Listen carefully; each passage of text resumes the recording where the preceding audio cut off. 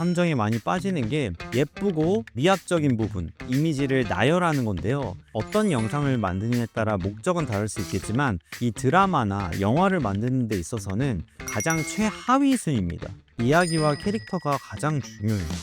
그리고 심지어 여러분들이 쉽게 보는 쇼츠, 틱톡에 보이는 AI 드라마 영상들이 정확하게 2300년 전에 이 이론을 토대로 제작하고 있습니다.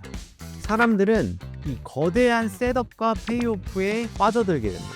그러니까 떡밥을 회수했을 때, 영화나 드라마에서 이런 떡밥들이 있었어? 이거를 회수를 했어? 이랬을 때 사람들은 엄청난 카타르시스를 느끼는데, 그게 이 콜드 오픈을 통해서도 충분히 가능하다는 것을 이제 브레이킹 배드가 잘 보여주고 있습니다. 이 규칙은 설명하는 게 아니라 검증하는 거예요. 여러분이 설명충 캐릭터를 넘는 순간 스스로가 탄탄한 시나리오를 쓰지 못했다라는 것을 반증하는 겁니다. 자, 이 6개의 법칙이 장르를 안 가리고 나옵니다. 내가 5분짜리 AI 드라마 시나리오를 쓸 건데 이거를 어떻게 내가 적용을 하면 좋을까?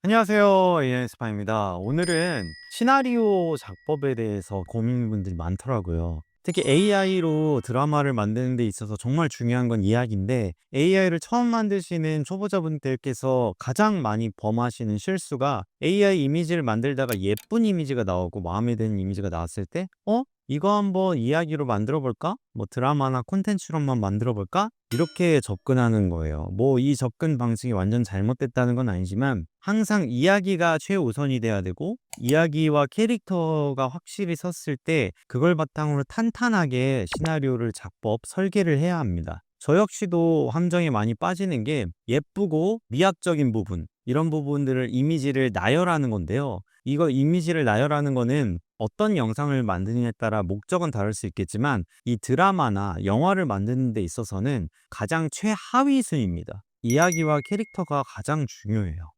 이 내용에 대해서 저희 이번 AI 인스파이어에서 지금 페이블 5와 15건의 시나리오 작법서 제가 3개월 전부터 분석하고 정리해서 이것들을 자동화 에이전트로 만들고, 그리고 시나리오에 대한 이론 강의를 5시간 동안 해드리고 있습니다. 2, 3기 때 했던 그런 이론 강의들 있죠. 이 이론 강의들을 제대로 하게 되면 여러분들의 취향뿐만 아니라 안목이 성장하기 때문에 AI가 만들어주는 70점짜리 범용적인 결과물에서 80점, 90점, 100점까지 도달할 수 있습니다. 자, 오늘은 그 5시간 중에 짧게 한번 핵심 부분을만 압축해서 진행해 보도록 할게요. 자, 브레이킹 배드 여러분들 보셨나요? 브레이킹 배드나 나의 아저씨, 시그널, 너무 유명한 드라마들이기 때문에 다 보시거나 혹은 트레일러라도 아마 보신 적이 있으실 겁니다. 이 브레이킹 배드를 보면 팬티 바람에 가스 마스크를 쓰고 시체가 있는 트럭을 몰면서 그대로 도랑에 처박히고, 대사는 한마디도 없죠. 그런데 이 엄청난 전개와 예상치 못한 이런 상황들 때문에 우리는 절대 채널을 돌리지 못합니다. 머릿속엔 질문이 하나예요. 저 아저씨 왜 어쩌다 저렇게 됐지? 이게 브레이킹 배드의 1화의 첫 번째 장면인데요. 오늘 저 장면이 왜 명장면인지 그 밑에 깔린 설계도를 15분 만에 다 알려드리겠습니다. 오늘 재료는 3편인데요. 브레이킹 배드, 나의 아저씨, 그리고 시그널.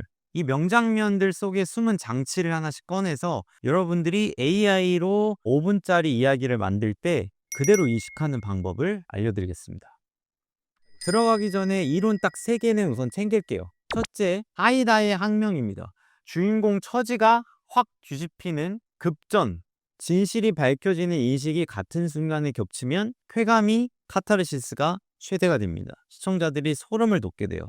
아리스토텔레스가 2300년 전에 써놓은 건데 아직까지도 유효합니다. 그리고 심지어 여러분들이 쉽게 보는 쇼츠, 틱톡에 보이는 AI 드라마 영상들이 정확하게 2300년 전에 이 이론을 토대로 제작하고 있습니다. 둘째 이야기는 25, 50, 75% 지점에서 꺾어야 된다는 겁니다. 세 번째는 하찮게 2초씩 심어놓은 이런 떡밥들을 나중에 꼭 페이오프, 회수해야 된다는 겁니다. 이론은 이게 전부입니다. 이제부터는 실제 재미있는 장면들을 통해서 여러분들이 이걸 어떻게 적용하는지 한번 보겠습니다. 브레이킹 배드는 놀랍게도 62화 내내 포맷이 똑같습니다. 수수께끼의 콜드 오픈, 콜드 오픈이라고 하면은 타이틀 화면이 나오기 전에 오프닝으로 갑자기 뜬금없는 장면들이 나와요.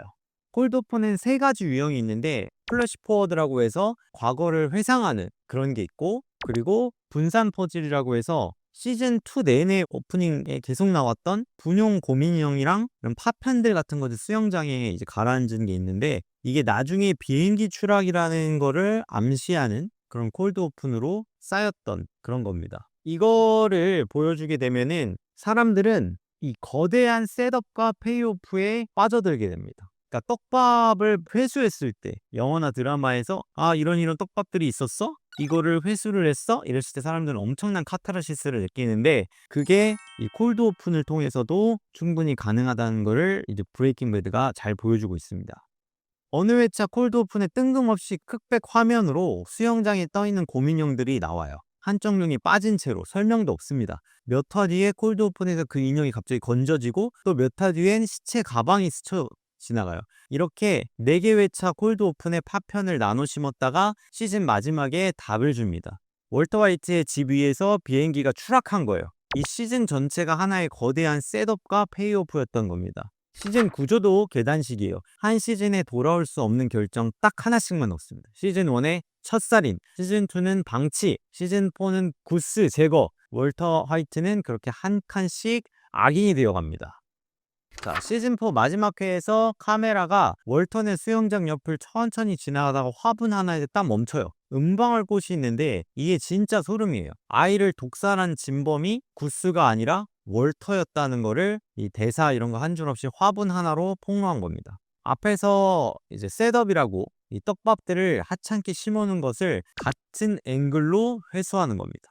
이 드라마는 이렇게 대사보다 소품과 색, 침묵 이런 것들도 굉장히 중요합니다.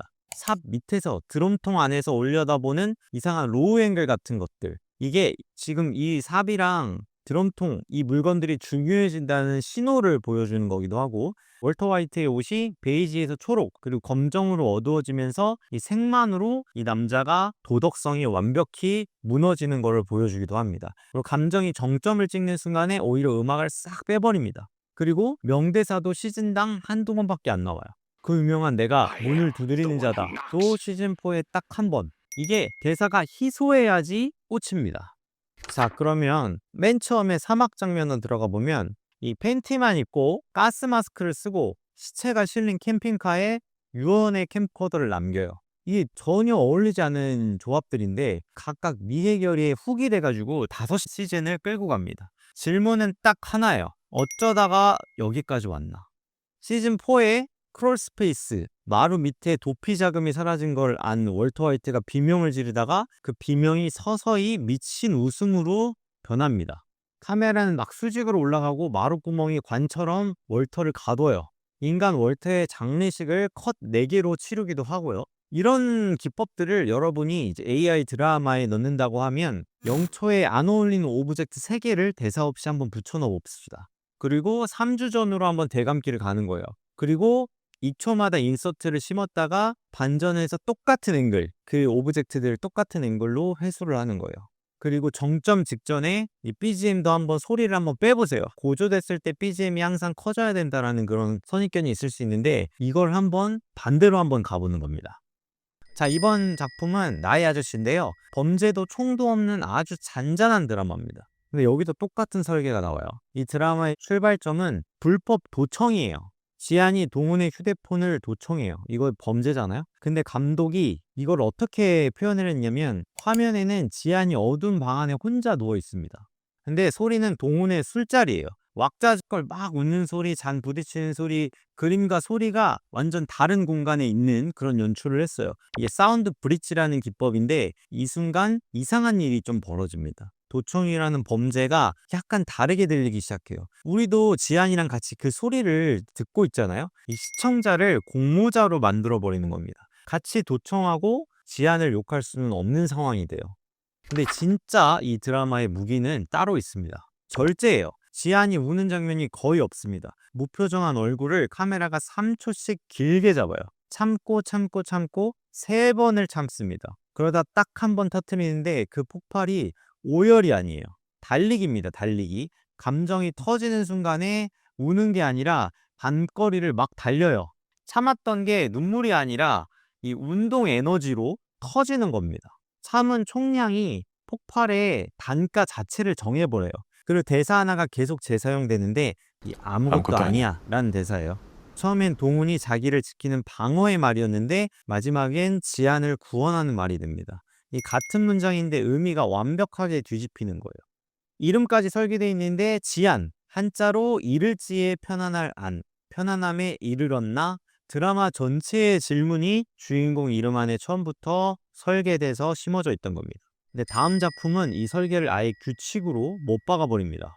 세 번째 작품은 시그널이에요. 이번엔 장르가 판타지인데 근데 초자연적인 장치가 딱 하나, 낡은 무전기밖에 없습니다. 2015년의 프로파일러와 1989년에 형사가 이 무전기로 교신을 하면서 미제 사건을 풀어요. 그리고 무전기에 규칙이 3개가 붙는데 마음대로 못 켠다. 정보는 파편으로 온다. 과거를 바꾸면 현재가 다시 덮어써진다. 이 나머지는 부검이고 프로파일링이고 조직 정치예요. 판타지를 최소로 줄여서 진짜 오히려 리얼리즘이 강력해지는 거죠. 소름인 게 무전이 열리는 시간이 밤 11시 23분인데 왜 하필 11시 23분이냐? 이재한 형사가 죽은 시간이거든요. 무전기의 규칙 안에 이 사람의 비극이 통째로 봉인돼 있는 거야. 이 시청자들은 이재한이 이미 죽었다는 걸 알고 보니까 그가 웃을 때마다 그 미소가 전부 비극이 돼 버립니다. 근데 작가가 한 수를 더 뜹니다. 규칙 3개 중에 세 번째가 진짜 무서운데요. 과거를 바꾸면 현재가 덮어 써지는 겁니다. 이게 뭐냐면 거의 청구서의 개념이죠. 과거에 이재한이 사건을 해결하잖아요? 그러면 현재가 완전히 바뀌어버립니다. 근데 좋게 바뀌는 게 아니에요. 살릴 사람을 살렸더니 다른 누군가가 또 죽어 있습니다. 그래서 이 드라마의 클리프행어는 전부 해결의 대가에서 끊습니다. 이 클리프행어라고 하는 거는 드라마의 한 화의 마지막 한 60초 정도에 그 다음 편에 보지 않으면 못 견딜 만한 미칠 것 같은 그런 상황을 넣는 그런 장치를 클리프행어라고 합니다. 사건이 해결됐는데 만세가 아니라 그 대가로 뭔가 진짜 일이 또 벌어져요. 그리고 그 순간에 컷! 다음 시간에. 이 규칙들 설명을 안 해줘요. 1화 첫 무전에서 이재한이 말합니다. 거기를 파면 시신이 나올 거라고. 박혜영이 그 밤에 그 자리를 팝니다. 그리고 백골이 나와요. 예언, 발굴, 확인. 이 행동 3단계로 규칙을 증명해버리니까 이 규칙을 설명축이 나와서 하나하나 사실은 이랬는데 이 무전기는 어떤 기능이 있고 이런 어떤 게 있어. 이렇게 설명을 안 해도 관객 스스로가 납득을 해버립니다. 이 규칙은 설명하는 게 아니라 검증하는 거예요. 여러분이 설명충 캐릭터를 넘는 순간 스스로가 탄탄한 시나리오를 쓰지 못했다라는 거를 반증하는 겁니다. 자, 이 명작들의 공통적인 문법이 있는데요. 이제 완전 다른 드라마인데 쓰는 기술이 똑같습니다. 6개예요. 하나는 결과를 먼저 깝니다. 팬티 사막도, 죽은 형사도 스포일러를 아예 갈고리 훅으로 써버려요. 두 번째는 시청자한테만 진실을 알려줍니다. 이재한 형사가 웃을 때마다 우리는 감정이 좀 이상했잖아요. 그래서 서스펜스라는 장르의 차이는 시청자만 진실을 알고 있는 겁니다. 히치콕도 그렇게 얘기했죠. 자, 세 번째로는 하찮게 심어요. 셋업을 합니다. 막 떡밥을 막 심어놔요. 그리고 같은 앵글로 회수를 합니다. 떡밥을 잘 회수하는 게 명작이다. 이거는 여러분 모두 잘 알고 계실 겁니다. 2초짜리 은방울꽃 화분이 진범을 아예 알려줬죠. 그리고 네 번째는 명대사를 아낍니다. 시즌에 딱 한두 번. 힘은 빈도가 아니라 간격에서 나온다 라고 말했죠. 다섯 번째는 감정이 정점일 때 음악을 싹 뺍니다. 크롤스페이스의 무음, 이거 기억나시죠? 여섯 번째는 포맷은 고정하고 내용만 뒤집어 엎습니다. 62화 내내 같은 틀이었기 때문에 작은 변화만 베리에이션 해줘도 크게 보이는 거예요. 자, 이 6개의 법칙이 장르를 안 가리고 나옵니다. 자, 이거를 그러면 내가 5분짜리 드라마, AI 드라마 시나리오를 쓸 건데 이거를 어떻게 내가 적용을 하면 좋을까? 5분이라고 하면 300초입니다. 이거 7조각으로 잘라볼게요. 0초에서 15초. 대사 없이 부당한 상황부터 보여주세요. 설명 같은 거는 사치입니다. 15초에서 45초. 3개의 관을 제시하세요. 주인공이 누구고 뭘 원하는지. 여기서도 설명 대사는 설명충은 절대 금지입니다. 45초에서 1분 30초. 떡밥 단서가 되는 물건들을 2초씩 인서트로 막 심습니다. 1분 30초에서 2분 45초. 압박. 악역이 도발하고 갈등을 막 차오르게 만들어요. 그래서 여기서 참을수록 뒤가 훨씬 더 카타르시스가 세집니다. 나의 아저씨의 3번 참기 잊지 마세요.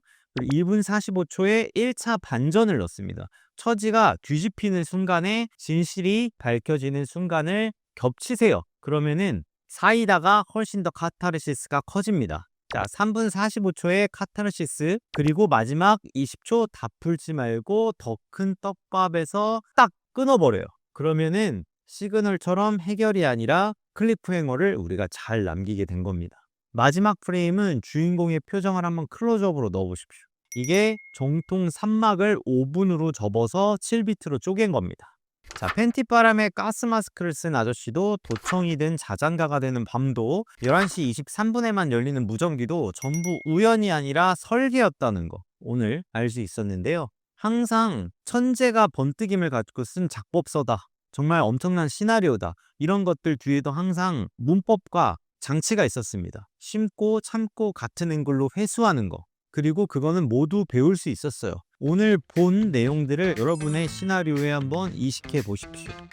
저희 AI 인스파이어 4기 클래스에서는 오늘 배운 내용들을 15권의 시나리오 책의 엑기스를 담은 내용을 5시간 동안 이론적인 내용들을 충실히 알려드립니다. 관심 있으시면 한번 링크나 디스크립션에서 확인해 보시고요. 풀버전 보고 싶으신 분들은 유튜브 멤버십에 가입해 주세요. 영상이 도움이 되셨다면 구독과 좋아요 눌러주세요. 그리고 많은 댓글 그리고 질문 남겨주시면 감사하겠습니다. 다음 시간에 더 유익한 정보로 돌아오겠습니다. 감사합니다.